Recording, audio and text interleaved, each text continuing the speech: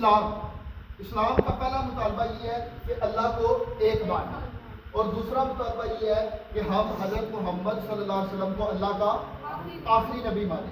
جب ہم نے یہ دونوں مطالبے پورے کر لیے، دونوں چیزیں مان لی، تو ہم نام کے مسلمان ہو گئے۔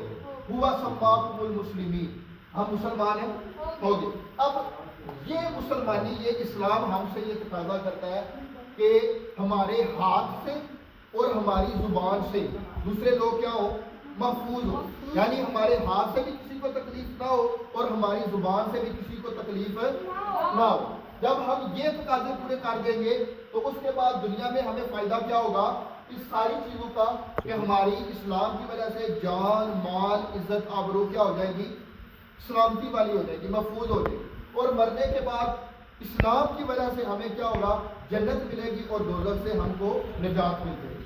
اسلام کا یہ سارا کیا ہے؟ اسلام ہے۔ یہ کیا ہے؟